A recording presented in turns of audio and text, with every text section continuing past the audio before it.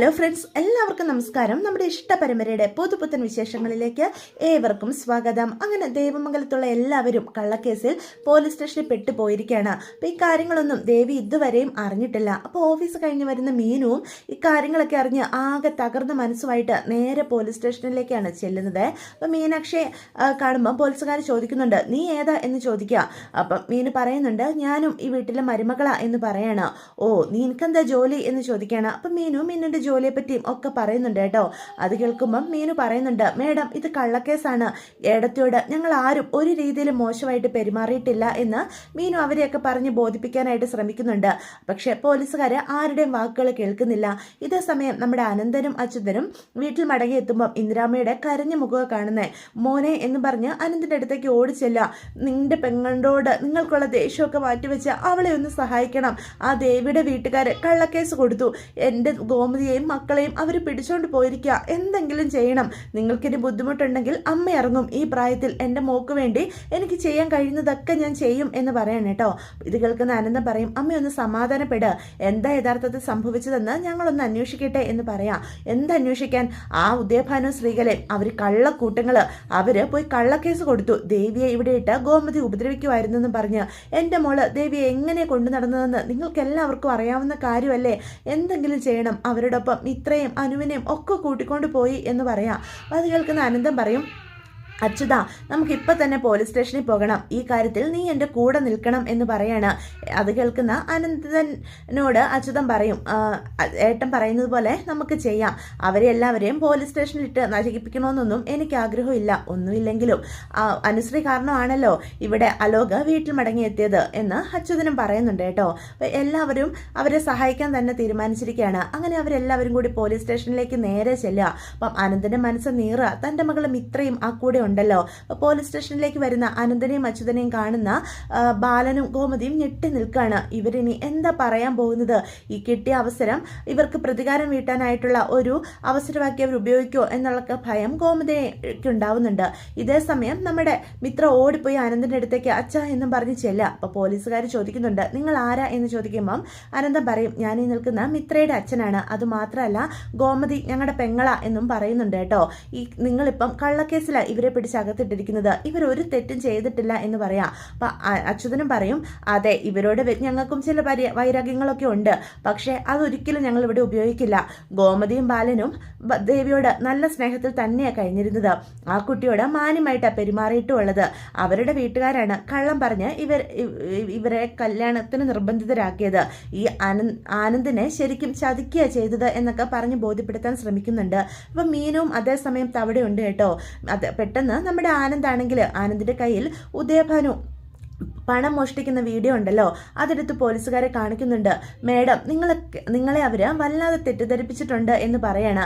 അത് കേൾക്കുന്ന പോലീസുകാർ പറയുന്നുണ്ട്, അവരെ ഞങ്ങൾ വിളിപ്പിച്ചിട്ടുണ്ട്, എല്ലാവർക്കും ഒരുമിച്ച് നിന്ന് വിചാരണ ചെയ്യാം എന്ന് പറയാണ്. അപ്പം സ്ത്രീകളെയും ഉദയഭാനുവിനെയും പോലീസ് സ്റ്റേഷനിലേക്ക് വിളിപ്പിക്കുകയാണ് കേട്ടോ.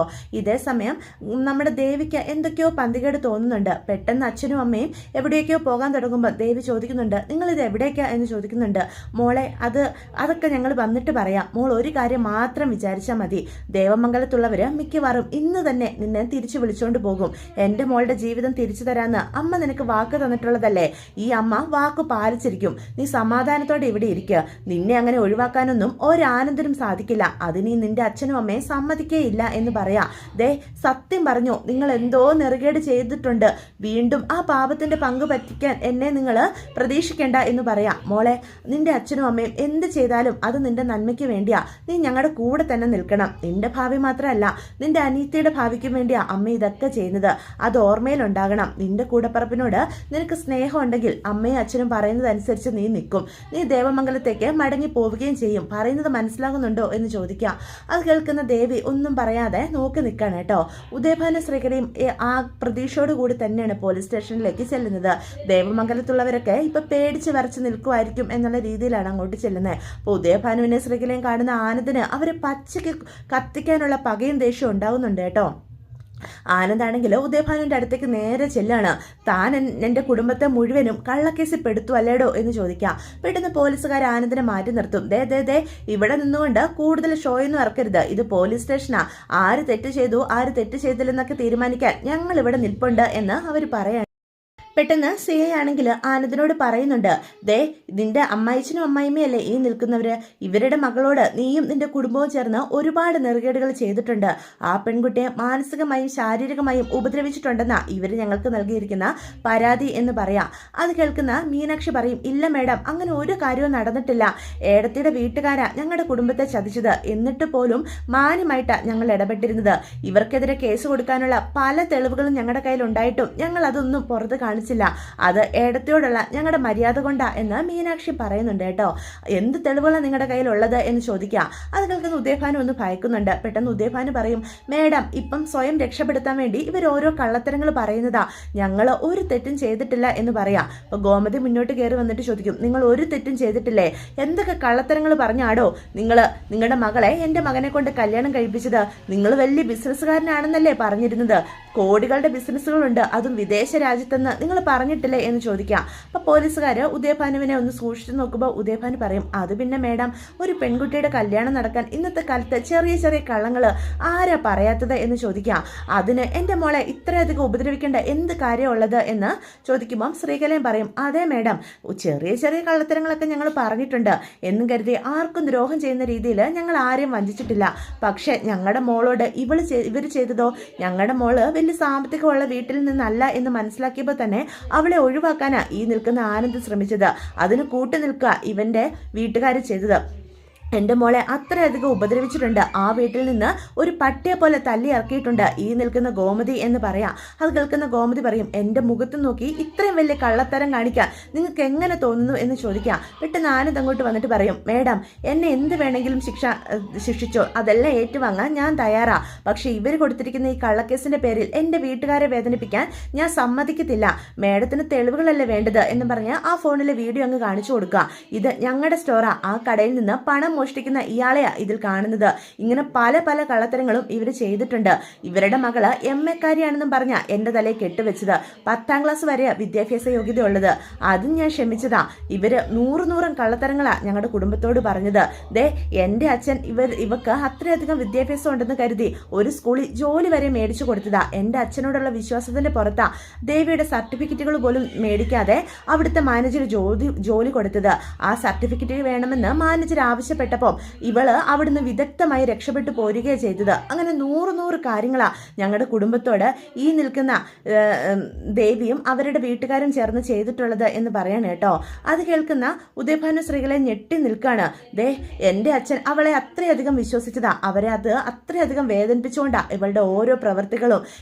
ഈ നിൽക്കുന്ന അച്ഛനും അമ്മയും പറയുന്ന താളത്തിനൊപ്പം തുള്ളുന്ന ഒരു പാവം മാത്രമായിരുന്നു എൻ്റെ ഭാര്യ. ഇവള് ഓരോ കള്ളത്തരങ്ങൾ ഇങ്ങനെ ചെയ്തു കൂട്ടുമ്പോൾ എപ്പോഴെങ്കിലും പിടിക്കപ്പെട്ട് കഴിഞ്ഞാൽ ഒന്ന് ആലോചിച്ച് നോക്കിക്കേ, ആ സ്കൂളിലെ ഫുൾ ഭരണകൂടത്തിന് മുന്നിലും എൻ്റെ അച്ഛൻ ഒരു കള്ളനായി നിൽക്കേണ്ടി വരില്ലായിരുന്നോ? അതൊന്നും അവർക്ക് പ്രശ്നമല്ല, അവർക്ക് എങ്ങനെയെങ്കിലും അവരുടെ കാര്യം സാധിച്ചെടുക്കണം, അതുമാത്രമാണ് ഇവരുടെയൊക്കെ ചിന്താഗതി എന്ന് പറയണം.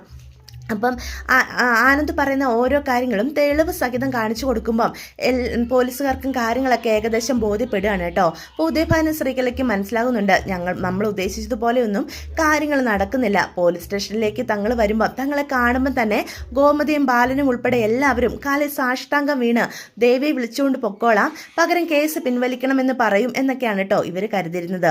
അങ്ങനെയൊന്നുമല്ല എന്ന് സംഭവിക്കുന്നതെന്ന് കാണുമ്പോൾ ഒരു ഭയമൊക്കെ തോന്നുന്നുണ്ട്. ഈ തങ്ങളുടെ ഉദ്ദേശമൊന്നും ഉദ്ദേശിച്ചതുപോലെ നടക്കുന്നില്ല എന്നൊരു ഭയം അവർക്കുണ്ടാകുന്നുണ്ട് കേട്ടോ.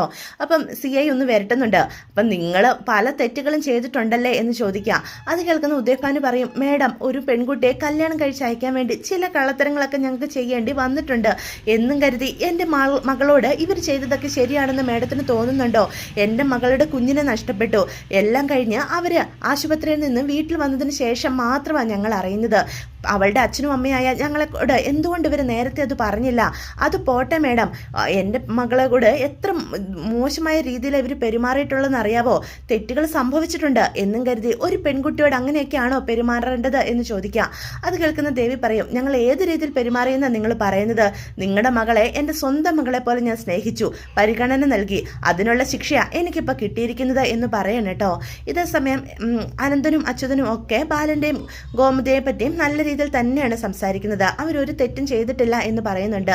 മേഡത്തിന് എന്തെങ്കിലും സംശയം ഉണ്ടെങ്കിൽ ഞങ്ങളുടെ അയലോക്കത്തുള്ളവരോടൊക്കെ നിങ്ങൾക്ക് അന്വേഷിക്കാം എന്ന് പറയാം. അപ്പം CI അതിനു മുന്നേ തന്നെ 2 കോൺസ്റ്റബിൾസിനെ എൻക്വയറിക്ക് വേണ്ടി ദേവമംഗലത്തിനടുത്തുള്ള വീടുകളിലേക്കൊക്കെ അയച്ചിട്ടുണ്ട്.